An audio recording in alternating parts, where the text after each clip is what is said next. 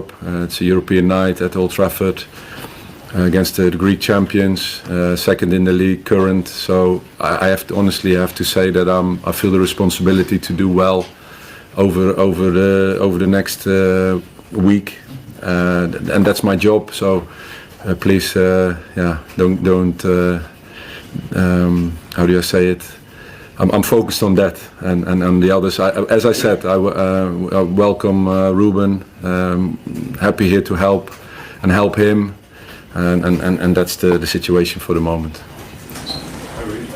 Just wondering on the subject of injuries, Tyrell Malacia, how he's progressing, and when we're likely to see Luke Shaw, Kobbie Mainoo, and Harry Maguire again.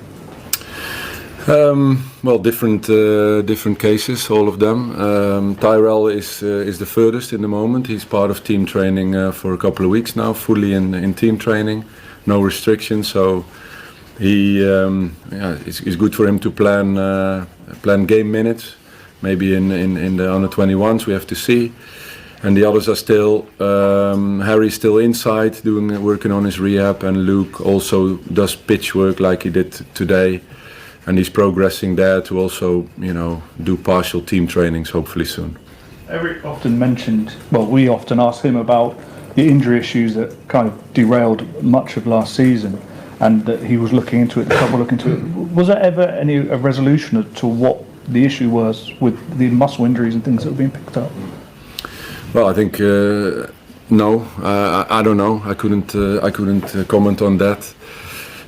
For me, it's important, as I said, that I'm focusing on the players that are currently fit, and that's my job. Manage them as good as I can. Obviously, it wasn't an easy period over the last week, but I think the players reacted really well with the Leicester game and also in the Chelsea game, and we're looking to build on that. And that's why I'm so focused on today and tomorrow to do well for the short spell that I'm responsible for this football club, and I take that as a big responsibility. Hi, there's a question for Andre. Obviously you worked with Erik ten Hag at Ajax. Why do you think it didn't work out at Man United, and how did you feel when you learned that he was leaving? Well, when I heard he was leaving, obviously I feel bad. It's not always easy for players to understand when a manager is leaving, but at the end of the day, he's a good manager. I have a very good relationship with him, and why things didn't work here. We didn't win enough games, so it's so simple. And high level, it's not easy. Sometimes you have to pay the price.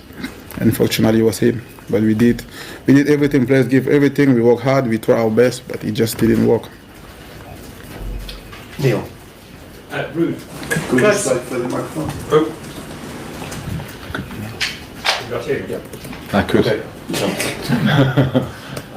Ruud, we saw what Ruben did with Sporting Lisbon last night. Is there enough here for him to replicate that sort of thing in Manchester United? Enough here in the squad, do you believe? Like I said just now, I'm so focused at the present here. To comment on that is for me is very difficult and hardly impossible, because I'm really putting everything, all my energy in with the current squad, all the players.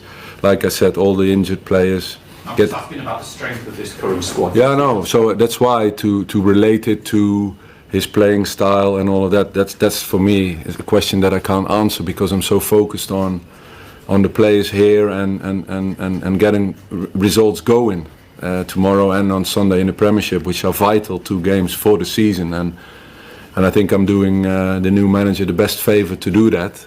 And later, like I said in all my interviews, I'm here to help the club and him.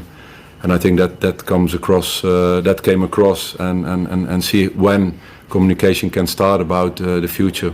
And just on Manchester United in Europe, it always had such a rich heritage, as the former manager called it, but not so much in the last 10 years. Why do you think a club of this size has failed in Europe in the last 10 years? Well, I think it's a big question for me to answer why it didn't work over the last 10 years. For me it's important, and that's the reason why I arrived at the club, is to help the club and build to those years again where there was there were successful times in Europe. Obviously, there was the Europa League final, if I remember well, with Oli. There was the Europa League win with Mourinho. So was that in the last 10 years? Yeah, it was. So I think that's big European successes. So in that sense, it's always Manchester United is always there to compete in Europe, and that's what we want as well. And that starts again tomorrow. Well, the focus that you've just been talking about, obviously these next 2 games are very important. But has it been quite hard for you to focus and for the players to focus? Because it's only human nature for the players to look beyond that and think, how I'm going to fit in under the new manager, what's the new team going to look like? Has it been quite a challenge for you to keep the focus on these next 2 games? Well, I think last game, I think it was even harder because obviously things are changed quickly and massively. So to manage that was I think a bigger task. Now things sort of calm down, and we're focusing on the 2 performances where we were confident about and can build on. But again, it's about tomorrow that we play with the same passion and commitment, and then with the home support, and we can get to our best. Beth.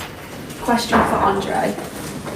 Did you happen to watch the Sporting Lisbon game last night? And if you did, how do you think these players will suit the new manager Ruben Amorim's style? And do you think they'll be able to adapt to that high intensity that he plays?